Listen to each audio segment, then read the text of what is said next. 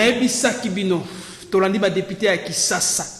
Na monoko akabunda ville province à Kinshasa eta molandenge longo banité abeti insécurité insalubrité abeti kuluna tangi makambo bene matali économie il pourrait que de Congo bila pesi alembi alors ba osenga emingi est-ce que Congo ya solo singa to tambola ndenge longo bani beto tambola ndenge singa to tambola ba règlement de compte pai na kati ya mutu ya maboko ya masolo poko lelo to kuvanda su makanisi na biso na matali ya pareko to beta su sete lolenge kani ba agressa kindeko to beta su sete na matali sécurité na l'école démocratique d'être ambi journaliste résistant d'Osta Lutula Kimbanza mon mboka mbote population talabiso journaliste résistant engagé ba différence c'est ça pour mboka bon naza plus journaliste résistant na obetanga le sommet raison que ces alliés parce que mboka na ces alliés occupés tozo vivre sous occupation rwandaise burundaise ougandaise na kati ya mboka na Congo démocratique. Alors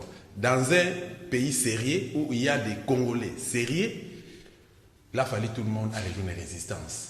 C'est que tu comprends que la classe politique Nabiso, baso courant des populations, est très mauvais service. Ils sont là pour l'intérêt égoïste et c'est la raison pour laquelle Biso, tu as qui option. Il y a élargir chaque. Bino na banane dosta. Biso ba résistant. Résistance, ils ont qui n'a peur.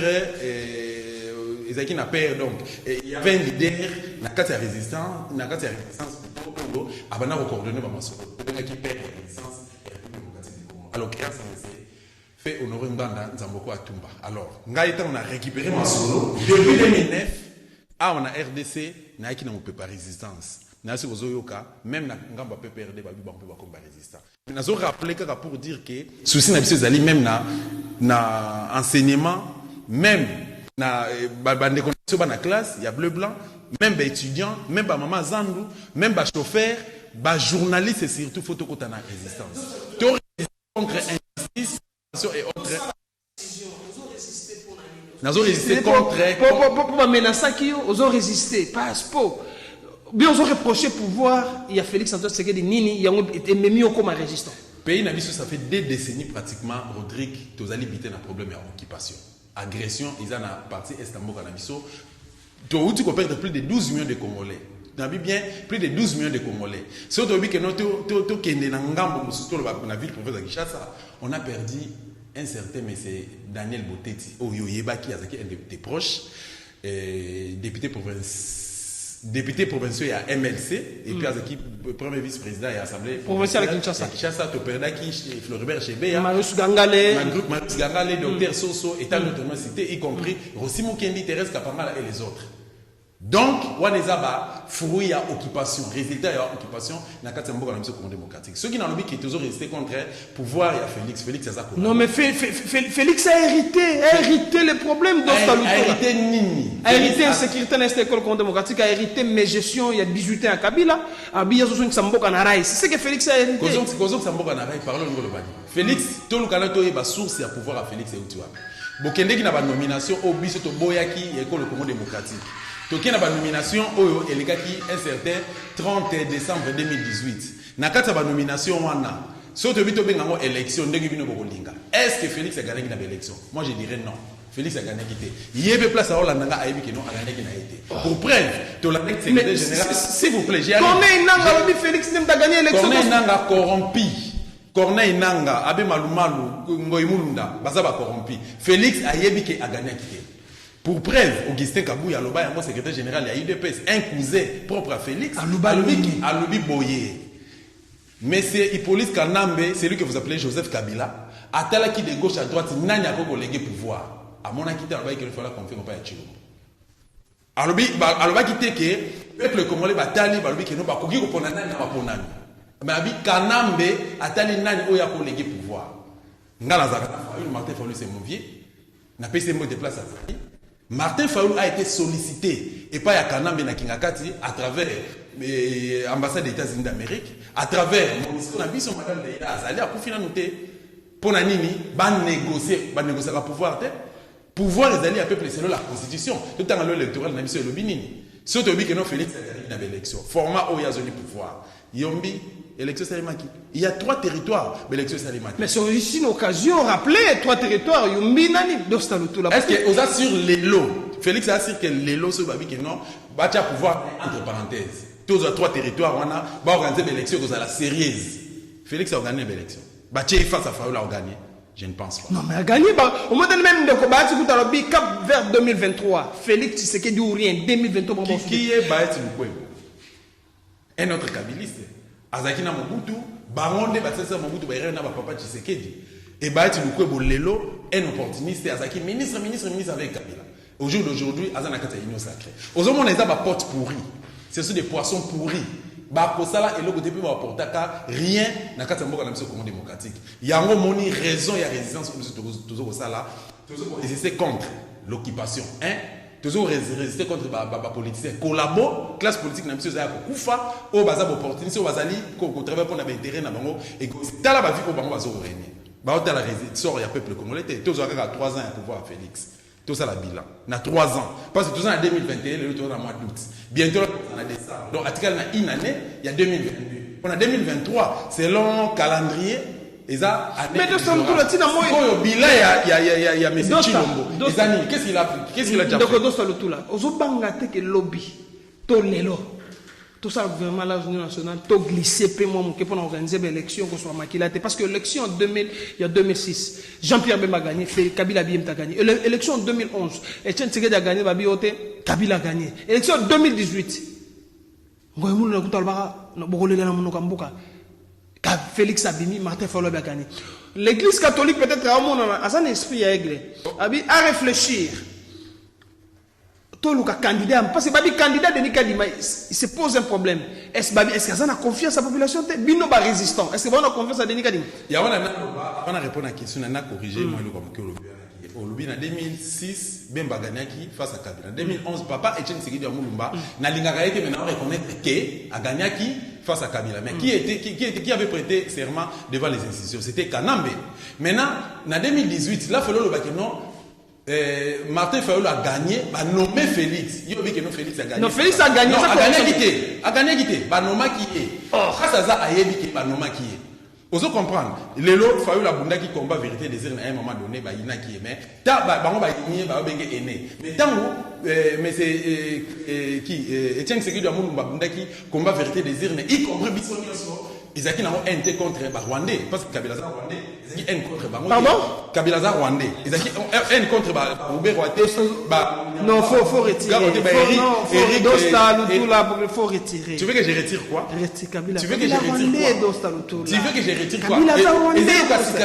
Ils ont le cicaté dans la zone Balelo, Rodrigue. Aux journalistes na Congo, aux journalistes ya Munene, au aussi aussi Tembele, au Yebi Maramo na Oloba parce qu'au fond d'Arana ba politique. Vous comprenez? Alors, pour répondre à ta question, démarche Oyo, Église catholique, ils ont ça là, on va s'incliner et puis on soutenir en haut. Mais et là, on a pas le visa qui ils ont un coup de paix dans l'eau. Parce qu'ils vont retirer profit dans l'eau. Félix a joué G Yababaya. Et si ça la mécanisme na bango loro yabako ya kingakati. Ce qui va bonner que Félix a des mandats, a reçu des mandats wana. Ce qui a été dit, les lots, parce que l'état des droits. Mais l'état des droits, on a déjà tricherie, corruption et autres. Tricherie, corruption, tout ça, c'est parce que tu étais agressé par les inconnus d'Ostalutula. Pas par les inconnus, les militants de l'IDPS. Parce qu'ils m'ont dit ceci. Tokangi, cette fois-ci, Mouto a critiqué sans arrêt, président de la République, dans la télévision. Tokangi, on a banane. C'est les bateaux SID, bateaux MLC, bateaux Nouvel Élan, bateaux Palou. Plus de 27 personnes. Et puis, curieusement, après avoir agressé, moi je me suis retrouvé au cachot.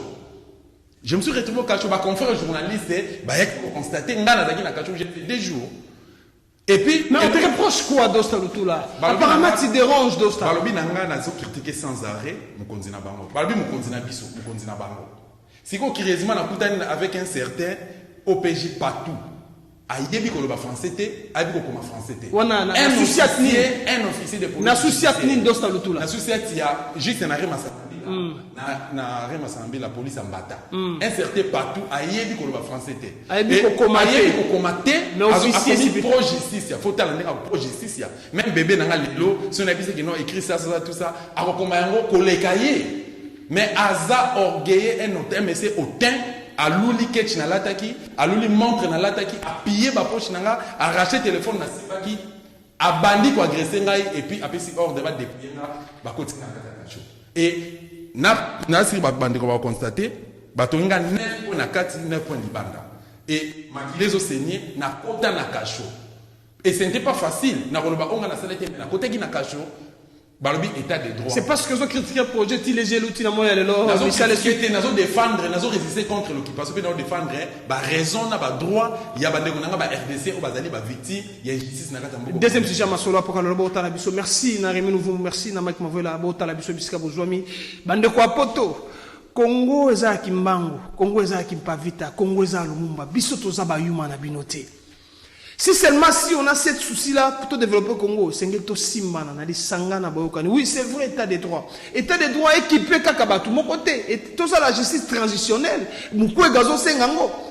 Pour bande quoi, Rwanda, ba Senga Congo, pardon. Dosta tout là. On a dit un député à Kisasa. Ils sont en train de reprocher Gentini Ngobila Mbaka. Ngobila, Mbaka. Bino Moko bataille des pèses. Bino Moko pouvoir en place. Vous avez accepté Ngobila soit gouverneur. Le bon critiqué Babiote Ngobila, mais gestion, Ngobila, insécurité. Il n'arrive pas. Il y a gérer le professeur Kinshasa. Déjà, de le départ, Rodrigue, ils ont passé dans un place de Outi, place de Zale, place de Kenya. 60 ans après. L'indépendance. RDC a toujours n'a pas police immature. RDC au lieu avancé, au lieu à stationner quelque part, a régressé. Tous les gouverneurs récemment na kombo ya André Kimbuta Yang. Mais c'est irresponsable. Irresponsable. Tala nenga randa ville. Azui ba mbongo na ye, atongi bandako, a komisi famille riche, a boti tout ça et puis à rendre les avis la Kinshasa na situation nani justice ya Congo ba bi que non IGF force la mosana, IGF force ba interpeller Kimbuta.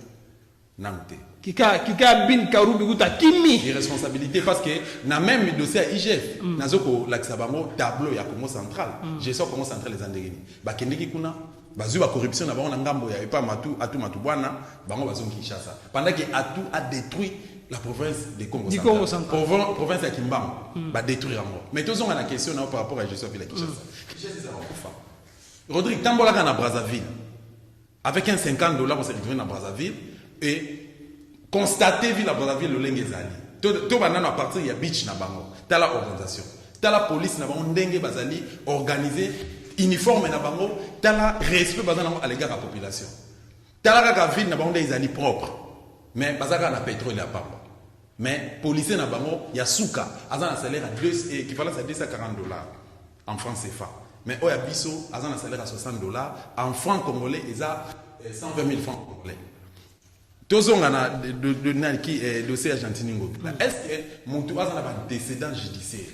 Moutou a sa CV naïe. Moutou a une réputation à l'égard de la population. Beaucoup plus de responsabilité. Tu as vu ma Yombi au argentin Ngobila Sala. Et au jour d'aujourd'hui, je vais essayer gestion de la Kinshasa. Maman Zando. Ngai Nazaki na émission mon ando na CCTV micro du peuple. Tout ça la enquête, il y a gestion de la Kinshasa à l'époque à Kimbuta. Là, nous sommes en 2014, 15, 16, 17.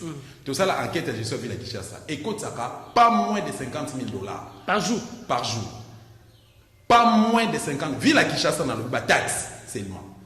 Nabika va taxe. Si quoi, Zan, on est néwana, Azan a plus de 5 000 vendeurs. Oh, bah, faut te rappeler la taxe. Alors, la taxe, c'est le Babouaki Bango, la famille, et Pezara Roleka, le reste. Mais Babouaki Bango, ma maman, n'a pas de place, Bazana Bachar, Nyonso, Bafater, tout Yazango, Lelo Bazana Ndaku, oh, Batata na biso, na Bandaku, Bazana salaire, te fonctionnaire. Bazo vivre na sima, maman, là-bas na Minerval, maman Zolé sa papa, Azo papa chemise, maman Azo petit, Azo petit déjeuner, Azo les sa na poko, Azo médicaux, ils ont la sima maman. Ba Vander Yazango, Lelo Bakangi Yango. Tant Bakangi Yango, Jantina Zakina ba raison na ye. Félix, na qualité na entre guillemets, président de la République. Parce que entre guillemets, il est président de la République, président de l'Union africaine. Président de la République. Mais na qualité na entre guillemets, le président de la République. Il est allé constater réaction à Argentine Ngobila Nazam et accélérer un mot, à certifier un mot pour dire qu'ils ont des camarades. Bah ça fait combien de mois? Pour vous dire simplement que Argentine Ngobila a une mission naïve. mission na nini Gentini il paraît très sérieux ba osenga trop Félix a la COP il pas la COP na yé na pas cette information moko nazalaki mais ça va téléspectateur nazalaki na kamba de ding une fois conseil spécial ya Gentini Ngobila aye na villa moko X place nga nazalaki obi mamba salaki aye boya bandi ko beta aye azo sala ki inventaire azo bita ba masolo na ye wanati et finalement azui coup de fil Gentini Ngobila zaki na mission de service na Félix na Poto na Paris na France et tant ma bengi de kona tellement inventaire a main libre ah mon gondi mes respect Gentini azobina fachibe beto petit réunion kasi yemo pesa na orchestre na Guantanamo justement petit réunion moko ezali wana conseil spécial na ye réunion moko ezali ya ba ministre provinciaux ba se réunir alors ba invité kinga invité kinga tant que gouverneur kende ko représenter na ye sikoyo natali ndeko wana to fanda ne to kola na ye pour des raisons de respect na éthique na motanga comme dit mais so bande ko kolana ba comprendre de quoi il s'agit ndeko wana aza na niveau T aza expert na domaine moko T na vie mais aza conseiller spécial ya Gentini Ngobila na éviter ce que ça charge ni na domaine ni dosta ake assister ndeko kimanda j'arrive tika acharnement faites des propositions pour l'intérêt du Congo dosta pour représenter Gentini Ngobila na éviter pour quelle raison mais quel est la conseiller à JB le lormona ndeko wana conseiller spécial à Gentini Ngobila na Gentini Ngobila bazobina mais ndeko wana ndafi ma Gentini Ngobila pe na JB Ngobila mbaka siko ndeko wana azalaki conseiller spécial pe ya Corneille na kwa zaleki na ye tant Corneille na ngandima ki charge wana ya koma président Seni ndeko wana ke papa na bango Idiambito papa Idiambito alobi ke no papa pekisa mwana na yo awa aussi so ya be malumalu papa nini ti papa ayo ko interpeller qui Corneille na que non tala Corneille na que non papa le message est passé na yo ki lobi na mabengi si ndeko wana na bureau na ye Abi, c'est quoi les problèmes? Exprime-toi. Oh non, pas grand frère, moni, Kabila Komisa, bah, on peut se passer, moi, ma belle, bon, on a besoin de mon amante, poste, on dit, il faut renoncer, non. Si quoi, grand frère naïe, Corneille n'a pas c'est beau, ça va d'accord. Moi, j'étais dans mon conseil spécial. Comme ça, yo, ça, ça m'a pour rien à se dire, sort, il y a pas mal monté. Martin Farol va gagner une élection, va nommer Félix. Et rôle, il y a conseil spécial des Akini. C'est ça, l'homme congolais. Aux ans pour notre propre intérêt, sans vision, c'est une expertise, et tu es là. Si tu es Gentini Ngobila, projet de société dans les années, c'est qui est propre. Si tu es Félix, entre guillemets, président de la République, après ça, au projet de société, Félix te dira quoi? Après, il non, union sacrée. Qu'il est jaloux. Après, union sacrée. Après, 100 jours. On a évité ce qu'on va Congolais, oh, boza pepe ni na yo mona ba éminent professeur ba université ba juriste na minene et puis des Congolais ba nwenga lokola biso ba dosta ba nwenga ba sage de personnes intelligentes oyo toza ba élite ya lobby élite congolaise oyo avenir ya lobby mais ke pembe na Félix oyo azana vision te pour na Congo oyo azana bolingo ya Congo te tozo mona combien famille na ekomi ba nouveau riche na kata mboka tout ce qu'on a reproché de M. Kabila aujourd'hui c'est Félix qui le fait et c'est l'IDPS qui le font. Les amis de l'IDPS qui le font. Et différence c'est ça. Tout le monde pouvoir continuer. Merci. Donc IDPS 37 à l'île. Merci. Point fois. Toko na troisième sujet masola pour le deux ton avis binope ba résistant. Binope na apparaît ko bandangwanda kufa. Apparaît ko kufa. Apparaît ko tonda ba conflit ba crise ya leadership eza makasi kuna. Et bien ezo senga ba réforme fayolu ba pesa bino réforme fayolu peut-être ba utam na ngelo ngba. Bon, na nina rectifier le moment. Merci pour la question. Parce qu'il y a encore les captés sans qu'il y ait un cela par écho. Parce que ça est comme on moi référence. Nous avons un membre par écho.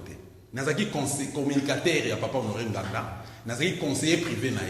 Mais nous avons privé. Nous avons membre par écho. Mais sinon, après ça, il y a une opportunité. Il y a quoi intervenir en cas de pépin dans un mouvement. À part écho, c'est un grand mouvement et puis tout le monde va idéologie à ma casse. Et puis, papa Honoré Nganda format qui va élite. Des hommes des personnes capables et compétentes pour défendre cause il y a Congolais.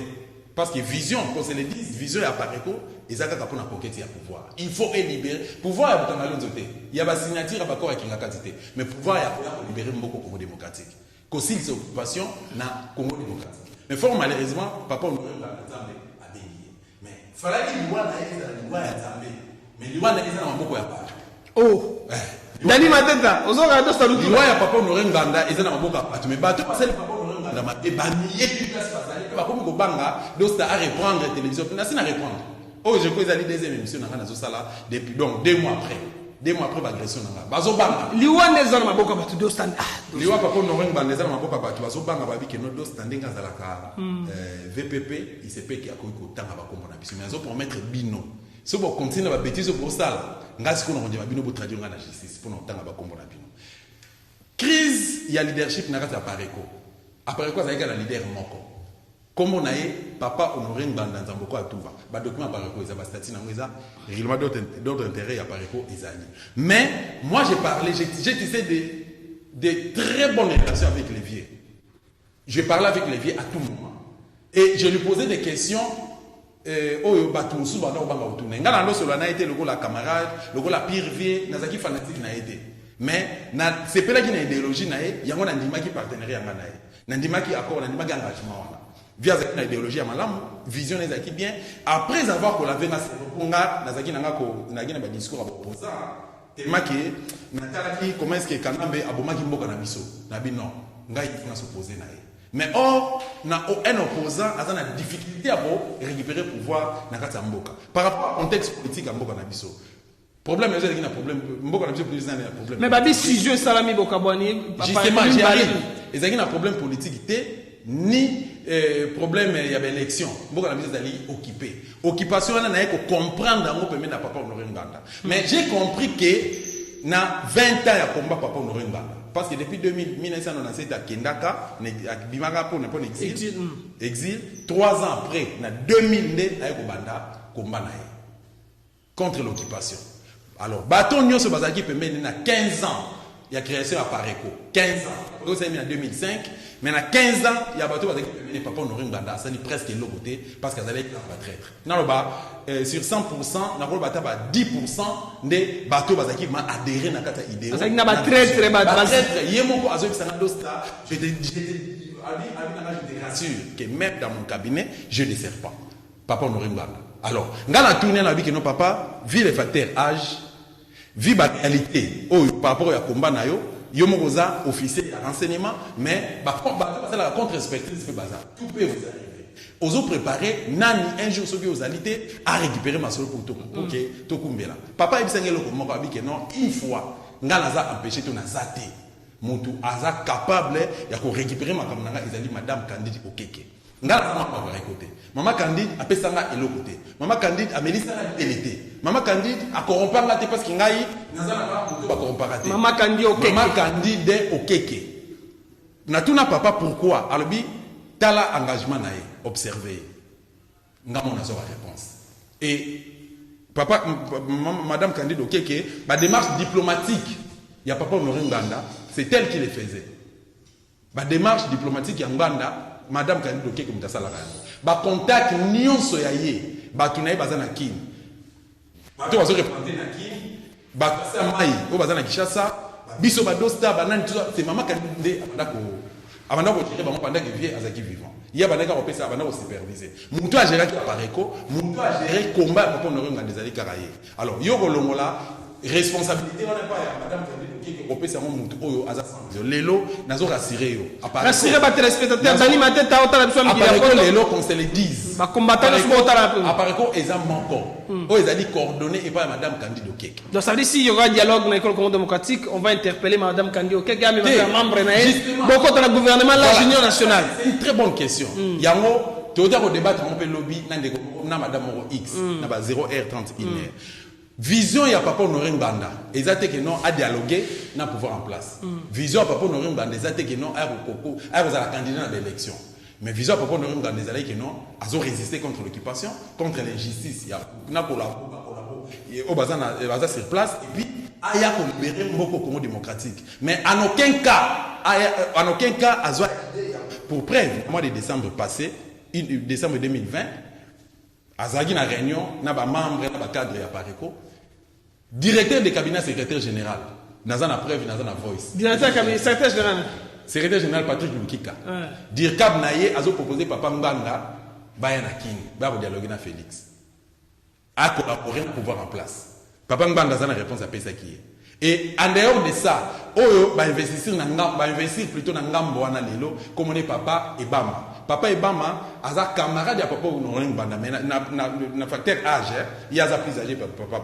Aza plus âgé que papa Ngbanda. Non, l'amitié n'a pas d'âge. Justement, si ko âge Oyo Antoine Gizenga kufaki nango. Nde âge au papa naza nango lelo. Mais papa Ngbanda ando sala marathon, ando sala cross, ando sala footing, azaki makakwa za militaire. Papa naza fatigué, asala même appel de mémoire.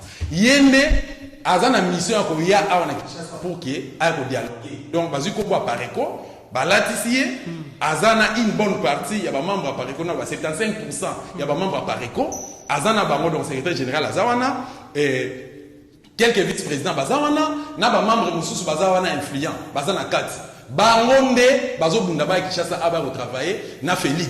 Et pour preuve, bazo collaborer avec François Beya. Tala investisseur ne ba tout ça récemment na ngambo wana ba précipiter ma ba investir papa wana discours il y a investisseur ne azo ba qui déjà Félix Baflair. Abi que non Félix azo sala quand même ma mine. Na bande de fiston tout na to cité hein. Ya ngo biso tozo ko senga na ba résistant nyonso.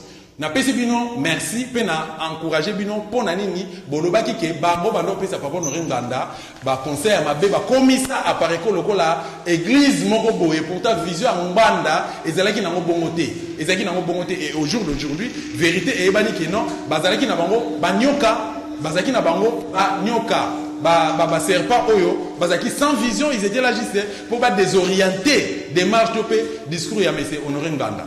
Lelo, bopesi, biso raison. Pe nazo rassurer bino que non, la pareko est bel et bien là, et ça coexisté.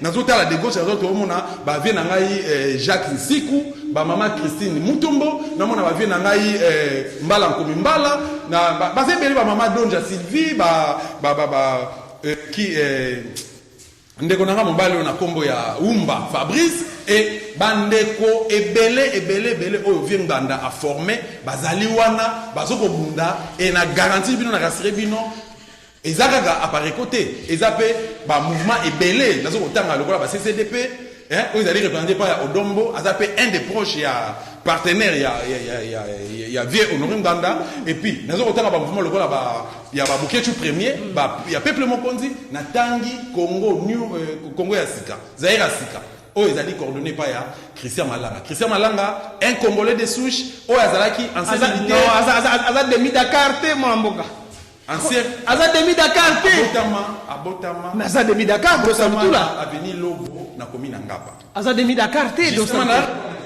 Christian Malanga abotama na avenue Lobo na commune. Merci beaucoup. Attendez s'il vous plaît. Avenue Lobo na commune Ngaba. Merci beaucoup. Christian Malanga azaki ancien militaire na armée américaine. Merci. Aye ko région de FARDC en 2006. Merci Dostal. Parce que a constaté que injustice en 2010 ba ko kangé ba bétail à mort. Amoni misère. Ba bétail à mort. Ndenge ba bétail kipenga. À mort. Babi ke no ba komaye. Nazana ba photo na tala ki na ki passe. Merci beaucoup. Mais vision na lelo. Christian Malanga a la même vision que papa Honoré Ngbanda. Merci beaucoup. Le pays est occupé, peuple congolais a souffert la misère, a bénéficié de la droit pour la citoyenne à Mboka. C'est comme ça qu'à Télémi à le en route vers la libération de mon pays. Des gré ou de forces congolaises vous allez la libérer. Merci beaucoup. Ah Kimbangu, j'insiste sur Kimbangu, Tata Longi, Mbumba Philippe, Kingunza. Tosta Lutula. Aujourd'hui, ça promotion de début de Vandia. Quels sont les vrais mécanismes? Tu es proche de Pareko. Quelles sont les vraies propositions? Tu peux proposer dans le Lelo. S'il te plaît, c'est l'intérêt du Congo. C'est le Congo qui gagne. Nali Sangana Bokande Congo Tambama. Dosta Lutula. Citation secrétaire est l'école démocratique. Et au Salamwa Passi. Bande Kuba Kufa. Basengi Denis Mukwagabi, ceux qui bâtissent justice transitionnelle dans l'école démocratique, on permettre de réparer ma faute, il y a bateau nyonso bakufi na école démocratique motuna liboso motuna mibale dosta Dani Mateta lutula yo ingeta yo motuna mibale dosta na to des Félix bilan bon azwa katete notre situation sécuritaire est école démocratique. Tu vois dans ces pays au moins en général très chaîné ta monnaie. Je suis en train de réfléchir lorsque Mobutu était président de la République personnelle. Et c'est toi qui viens de général, bandon ta général minene, baga minene, ba général ba comme ba feriste. Ba soda ba ko détourner mbongo, il y a ratio état de siège. Dosta tout là. Quelles sont les propositions? Au Congo peut s'appeler et sur la paix démocratique. Merci Rodrigue pour la question. Et là on a un problème mais préoccupé est il y a des raisons où biso toujours résister dans mouvement parce que qu'on a des massacres au Salema. Est-ce que vous se rendez compte aux na mona ka fiette na yo petit mo rambuke ba kitoko boy. Anaël. Voilà. Et que ça l'on ndenge ni soko yé to ba prendre que no ba to violer mon nana. Mais Azana âge 5, 10, 4 ans et demi. 4 ans et 3 ans et demi. Pour ton information, parce que violer ba bébé 2 mois, ba bébé 6 mois, na est mboka na biso. Banani ba osala biloko les ce sont de groupes armés oyo Paul Kagame azoko armé bango. Azoko pesa bango ba moyens logistiques na ba moyens financiers pour que ba kota ba créer terrain na kata mboka na biso. Mais Paul Kagame azali partenaire ya nani ya M. Chilombo. Et loko oyo et ça les maté. Formation peut-être cette information justement 60 ans après mboka na biso tozaki na gouvernement liboso régime à liboso ezaki dirigé par le président Kasavubu ezaki régime moko responsable régime ami balé crédible et ezaki dirigé par ya papa maréchal Mobutu Seko le maréchal voilà pendant 32 ans toko zo de 2017 1997 régime ya AFDEL les 17 mai 97 oyo na ba bota ba kauchu bagana justement o bakanambe ba yango alors ezaki déjà ba régime d'occupation 3 ans ya Mousté Laurent Désiré Kabila 17 ans tout 18 ans ya Hippolyte Kanambe et puis 3 ans déjà oyo Chilombo Sali ezaka ba régime d'occupation donc notre pays va très mal parti est mboka na biso vous imaginez que non Chilombo a officialisé ezaki c'était plutôt officiel azana ba Ougandais a négocié na ba nzela pour faciliter ba trafic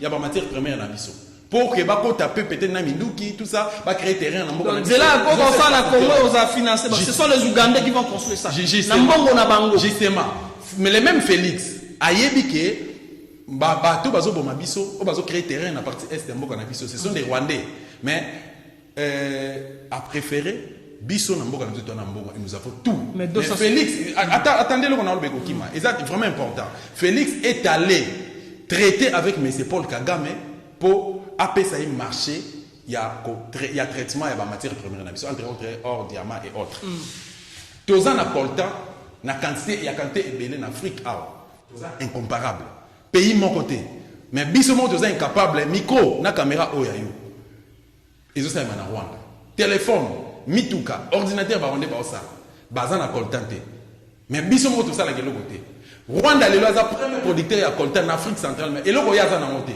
ya misato Félix devant président de la République d'Ostawa devant Félix abetika ko benga Kanambe présenté alors que nazo reconnaître le rôle la président ba image ça na kopesa yo pe ba image ça partout alors nga na fingi était na manquer pe respecter na benga monsieur Félix le rôle ba français ba benga na monsieur Macron ça c'est normal Félix est allé et il était ensemble avec monsieur Paul Kagame en France Kagame a menacé Denis Mukwege docteur Denis Mukwege oyo lelo a compatir par rapport à malheur ba maman na biso a victime à viol il y a parti et ça là hôpital né il y a aussi la justice transitionnelle justement Kagame a manqué respect menacé de mort Félix était là alors même que nous na RDC massacre ça les maté le qu'on a génocide de tika jamais ko salema Félix était là incapable il y a pour contredire Kagame a traité écoute de mon frère non mais son kangali pour vous dire dans ça tout là son kangali pour ba tchaka so que malembi donc ça veut dire que Félix en fait c'est que dit azan la stratégie il y a ko pousser na ko coller adversaire na azo ba stratégie na bon Rodrigue ba français ba lobby la main qui donne est plus forte que celle qui reçoit pour te dire simplement que Félix a négocié pouvoir na Rwanda Félix a négocié pouvoir na Kingakati yebisanga le loi doit Kingakati a doit Rwanda par rapport à conseil ça Félix conseil nazo ça la rappel na déclaration ya Koffi Olomide artiste na biso ya Congo c'est avec beaucoup de regrets vient na ngana ndo sepela neta ngana ko interpréter banzembo bazé ko komela ye pardon banzembo o Félix bazé ko komela obi ndo ça na wana c'est ozo regarder na comportement rambo sali nini justement nazo regarder na comportement ya Koffi Olomide mais ngana banda ko sepela na ye kaka tango na wana moni mutamaele tango abanda ko interpréter banzembo carrière ne mobimba banzembo o wazé quoi kulutu nanga est grave ndo pesa ye banzembo lokola ba zéro faute civilisé babola ba ko rive gauche ba Gino carrière na mobimba ba Airways Koffi on a ba aspirine carrière na ba aspirine tout et ça banzembo oyo ba fazer écriture wazé quoi wana kana mbisa pela na Kofi mais lelo Kofi a désorienté même génération babia ba musicien génération à lelo a désorienté bango tant ya bandu ko ba bêtise bango bandu ko ba bêtise mais incapable ya kotia pandi la l'air pour aider même bana o yazobota. Comment le monsieur le la Kofi Olomide a besoin courage de regarder la télévision? Alors qui par rapport à salaire à Kanambe. Oui, Kanambe président sortant au salaire rebellé 685 000 $. Ils ont bon rebellé. Sénateur à vie. Ce n'est pas Kofi Olomide à Koko le Bayango. Kofi Olomide en 2011 à Yemba Kitio Eza Raïs. Eza bateau Bangonde. Kofi Olomide azaki na ba moi ba moyen na mais sur comme il est na mbongo eza mbongo azona kinga kati qu'on se le dise mais ngana ninga ina se perné par contre donc ça oza ba procès en flagrance au salon na lobi boy hein ngana lobi boy est-ce que ça na ba preuve ngana ina se perné Kofi Olomide par contre sur la na télévision attaquer Kanambe que nous 685 000 $ eza mbongo ebele il faut renoncer na mais attaquer peu Félix azo gagner 2,70 millions $. Pardon? Pourquoi ça qui est incapable ya kolobela Félix? Oyebi Rodrigue, ngala mwana skunda. Ngala défendre la cause de batata na basoda. Et puis na soutenir la démarche ya concert na Christelle Kiakuba. Tellement mwana mapinga. Parce que conception ana to réfléchir ensemble. Na zala pe na kati ya ONG na ye. Et puis na soutenir la yango pourquoi parce que basoda lelo ba okingela mboka.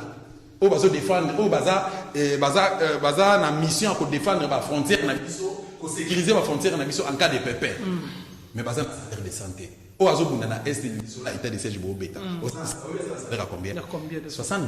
Dans le bac ils ont déjà 120 000 francs congolais. Mais prime de guerre va payer 20 $. Quand c'est les 10 choses à même sérieux.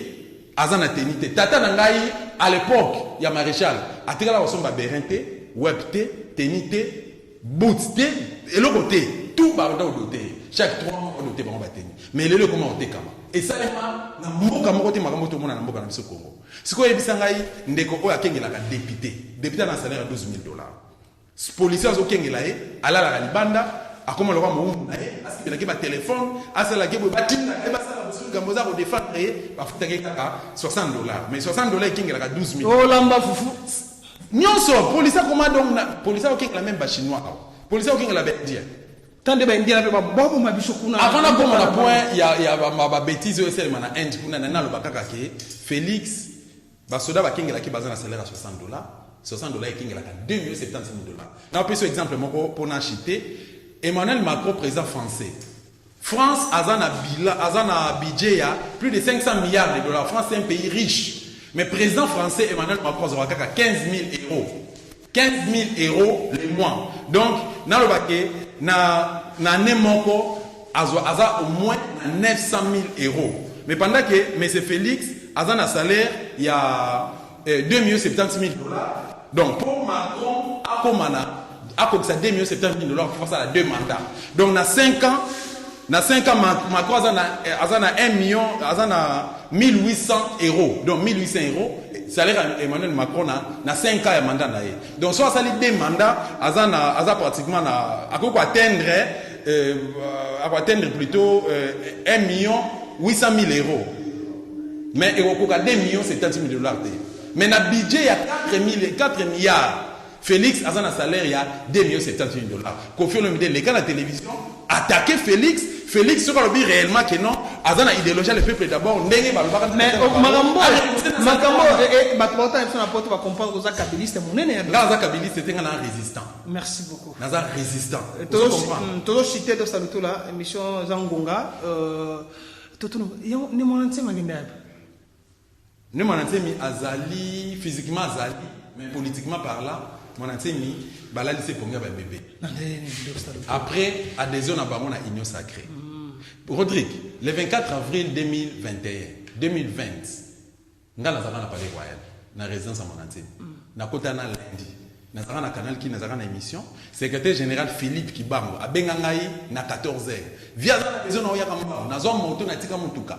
Nazo moto ti palais royal na ma campagne kuna na Sakombi. Na koma kuna ba cercle palais royal. Ba soldats, ba policiers, bien armés ils ont tué des gens, même ba civils, population ya contre wana ba innocent ba kufa. Ne mon antemi victime d'injustice parce qu'on a réclamé pour revendiquer ba droit na ye.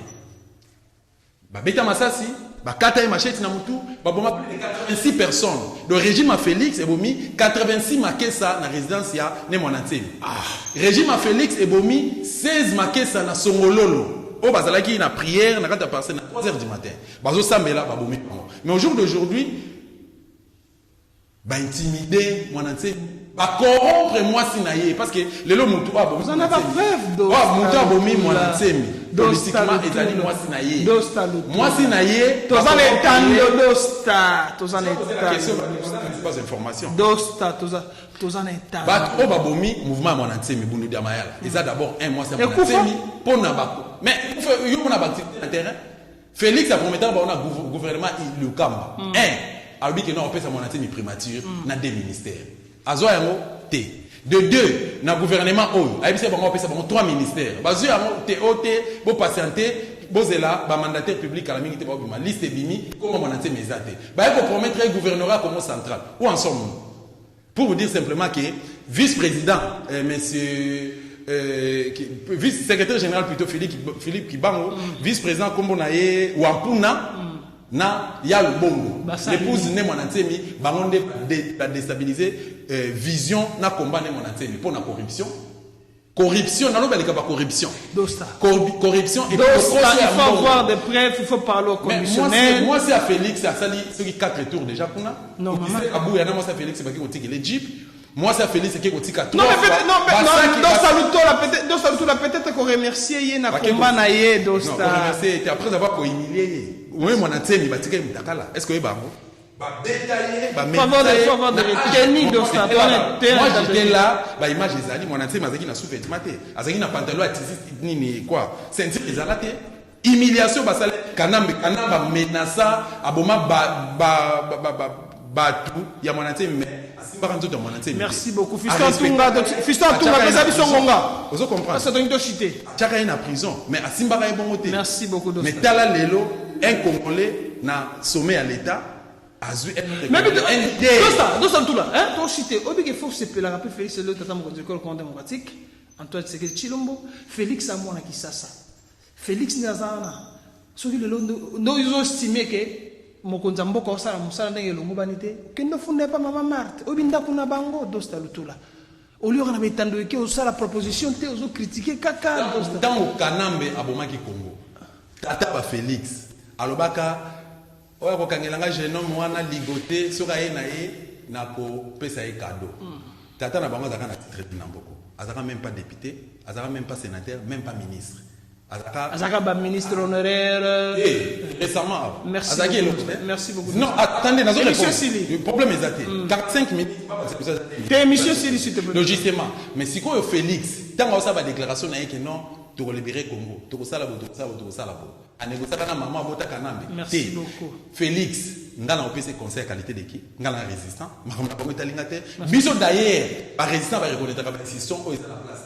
Et puis, Rodrigue, moi j'ai des images, il y a une émission, il y a Félix, il y a monté, il faut attacher les presse à Félix Lelo, il faut bénéficier d'ango. Qu'est-ce qu'il a fait de toi? Après, non, ça priorité de Dosta. Félix a communiqué. Félix a communiqué. Prochainement, pas photo. La qui ça l'émission, qu'est-ce qu'il a fait de toi?